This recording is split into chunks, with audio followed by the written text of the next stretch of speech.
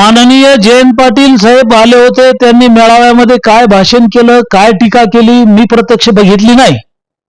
मात्र महाराष्ट्राच्या विधिमंडळाच्या अधिवेशनामध्ये जे लोक 25 वर्ष 40 वर्ष आमदार राहिले, वर्षानुवर्ष मंत्री राहिले, यांनी सरकारच्या योजनेवर टीका केली.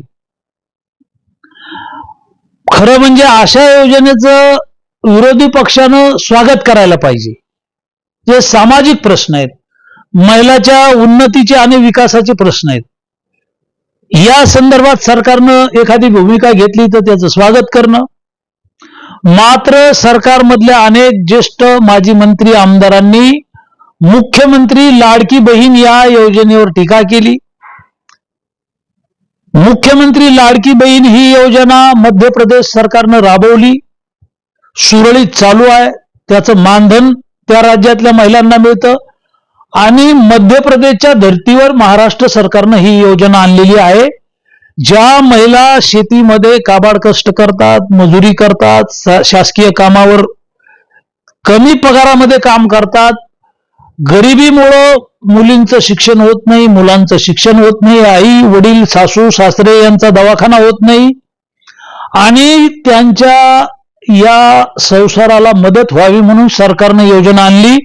आणि एका कुटुंबात 2 मुली किंवा 2 महिला, विधवा, परित्यक्ता अशा महिलांना 1500 रुपये मानधन द्यायचं, एका कुटुंबाला 3000 रुपये द्यायचे, यासाठी ही योजना आणली आणि 48,000 कोटीची तरतूद केली राज्य सरकारच्या बजेटमध्ये. खरं तर या योजनेचं कौतुक व्हायला पाहिजे होतं, स्वागत व्हायला पाहिजे होतं. पण या ज्येष्ठ नेत्यांनी या योजनेवर टीका केली. योजना चालणार नाही, योजना बंद पडेल म्हणजे आपशकून आणण्याचा प्रयत्न केला. मात्र सरकारनं ही योजना जाहीर केली आणि राखी पौर्णिमेच्या अगोदर प्रत्येक या कुटुंबाच्या खात्यामध्ये 3,000 रुपये टाकण्याचा सरकारनं निर्णय घेतलेला आहे. शरद पवार काल म्हणाले 225 जागावर महाविकास आघाडीचे जे आमदार आहेत ते निवडून येतील असा दावा शरद पवार केला. माननीय पवार साहेब काय बोलले हे मला माहित नाही, पण तो प्रत्येक पक्षाचा अधिकार आहे. त्यांनी त्यांचे सगळे उमेदवार उभे केले पाहिजे. आम्ही आमचे उमेदवार उभा करू.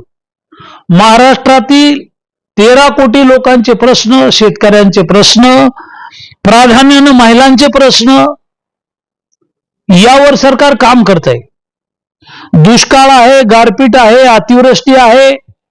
शेतकऱ्यांना गेल्या 50 वर्षात जेवढी मदत मिळाली नाही तेवढी मदत आमच्या महायुतीच्या सरकारने केलेली आहे.